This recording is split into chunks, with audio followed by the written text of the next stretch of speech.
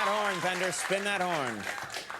My next guest, of course, hosts his own show on the Oxygen Network. He's also one of the top fashion designers in the world, and his new clothing line is now available at Target. Please welcome Isaac Mizrahi.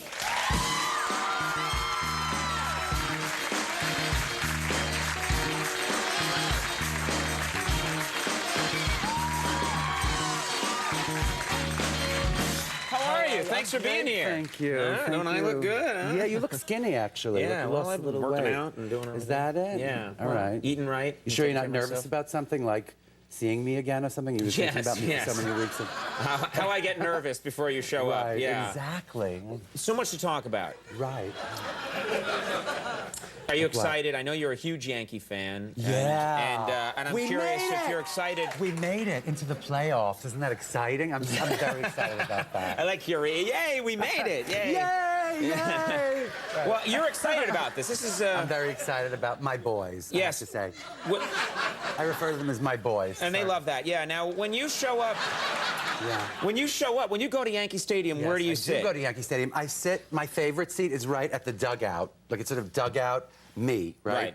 So that Derek Jeter is sort of running off the field, going to, and I can see, and like Alfonso Soriano, Alfonso, right? And he looks over, he once blew me a kiss. He did not. He blew me a kiss. He blew you a kiss? You didn't imagine that. You saw him blow you a kiss. He hit a home run, he looked at me, blew a kiss. That's incredible. I'm not kidding. But who do you prefer, Soriano or Jeter? Who do you really like? I think probably Jeter, right? Jeter's the most elegant creature in the world. He's elegant. Oh, God, yeah. Oh, my God. Yes, you know what I'm talking about. Like, you see one of the Boston Red Sox or something, one of those slobs, they get up to the plate and they're like, sorry. Wait. Yeah, I'm from Brookline, Massachusetts. Did I say something? Yeah, I'm sorry. Oh, that's I'm a Red right, Sox fan, yeah. So they're not a bunch of slobs. I'm sorry. They don't have the elegance of Jeter. They're big guys, and anyone could hit it out of the ballpark. Anybody can do that, right? I mean, sure, we all can. Jeter's this elegant sort of. He's a gazelle. Fred Astaire or something. Yeah, exactly. So, correct me if I'm wrong, but baseball is kind of, watching a baseball game is kind of maybe an erotic experience for you. Oh, yeah, for me, it is totally an erotic experience. Exactly. I mean, think about it, all those men in like 50,000, I know there are no gay Yankees, but what about like a visitor? You know, like an Oriole or something. You think maybe one of the Orioles might be? What they lack in baseball, sort of, they make up for in male model quotient. I mean, they're so cute. One after another, those Orioles are really cute, I'm telling you. So you like it when a team comes in, not necessarily because it's going to be a great match, it's going to be a great game, but because they're cute. They fill out their cups really well. You know, they fill out their uniforms. You know, it's exciting, especially sitting that close to the dugout. Ballpark. Yeah, wow. Exactly. We got to go to a game together sometime. I want to. Eye on the ball. Oh, sorry. Oh, please, Isaac. Listen, what was it that you said before? I didn't say. I keep it clean, and then you come out, and we're in the gutter. Exactly. You know what I'm saying? Sorry. Let me ask you about something. It's a big phenomenon in television right now, and I want your opinion on it. Queer Eye for the Straight Guy. How do you feel about this? I'm so over reality television, aren't you? I have enough to deal with. Just with reality, okay? Well, what I will say about Queer Eye for the Straight Guys, it's kind of uplifting. They make people's lives better. They do not. They make people's lives miserable, Conan. It's like you. You have all these people styling you all the time, and you go home and you're miserable, right? You're crying every night. Cry yourself to sleep. You know what I mean? They make people over. I think the guys are much cuter before they make them over, for one thing, okay? They're all really nice, those gentlemen who do that show. They're funny and they're good-spirited, but you know, these men, it's like those, you know those, when you go to the carnival and you stick your head in like one of those things, that's what they look like by the end. Right. And I think, you know, now their hair looks cute, they're probably really miserable. That makes them even sadder the next morning or something. So you think what happens is that they get to look great, but then as soon as it's over, they're back to their old life. Back to their old misery, and, you know, the hair starts growing in, the inappropriate body hair and whatever. I don't know what they do. The tan fades. The tan fades, right. Everything just fades. Right. It's bad. Now, what makes you think... Wait a second. Here's the thing that I'm sorry. I'm gay, by the way. Did you know? I'm gay. Right? And I don't like the stereotype of these, you know, these gay men on that show. It's like all we think about is hair and makeup and decor or something. I'd like to think that we have other thoughts on our minds, you know? I mean... You just said you go to a Yankee game to check out the guy's cups. I mean... You're mad about the gay stereotype. Well, you know... Yay, Yankees! Woo! Oh, Soriano! I mean, you're right. Those stereotypes must be stopped. Oh, touche or something. Or whatever. Or whatever. Or whatever. Exactly.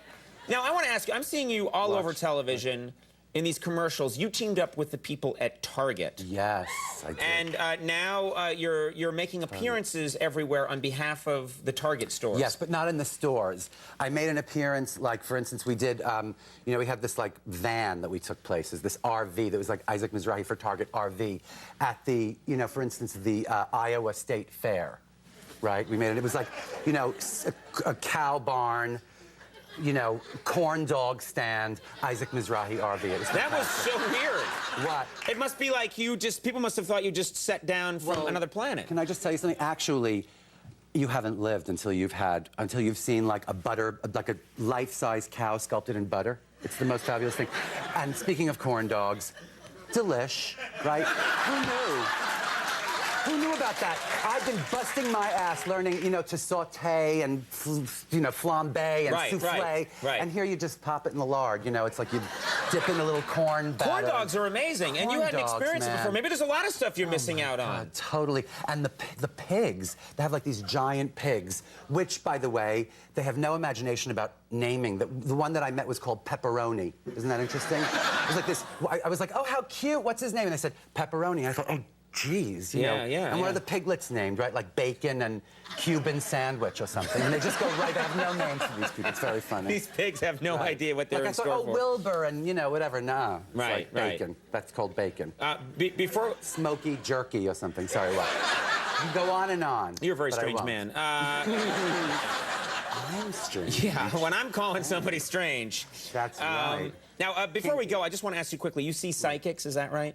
I do, as a matter of fact. And do you believe in that? Do you believe that a psychic can tell you? Well, I do. And as a matter of fact, I'm feeling a little pressure because a couple of months ago, the psychic said I would sort of be married, you know, together in a relationship by my birthday. And my birthday's like in 2 weeks, and I haven't met anyone. So I'm on like a crash. I was sort of thinking, where do you think The Rock went after the show? Do you think he went somewhere maybe The Rock or La Bamba is always... oh, yeah? Yeah, La Bamba, isn't it? He plays the trombone, and well, what maybe... What sign are you, La Bamba? Maybe you and La Bamba do the show. What sign is La Bamba? La Bamba, what sign are you? What sign are you? Pisces. Oh, you're a Pisces. That won't work, but thanks anyway. That is sweet. I'm still looking. Sorry, La Bamba. You know what? I'm looking for a nice Aries. I know you're an Aries. I'm an Aries. Yeah, I know that. Well, you know. Gotta talk to the wife. That's right. Yeah, the beard. Yeah. Hey! Oh, sorry. I saw that I told you that in strictest confidence. Wow. I'll tell her to watch tonight.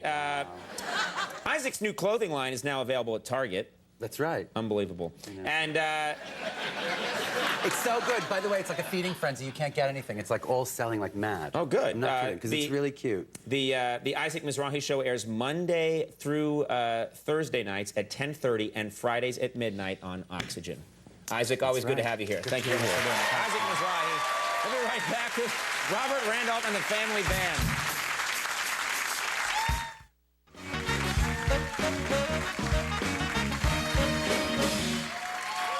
Everybody, we're back. My next guests are here with a song from their latest album, Unclassified, and they'll begin a North American tour October 24th at the 930 Club in Washington, D.C. Please welcome Robert Randolph and the Family Band. Love everybody.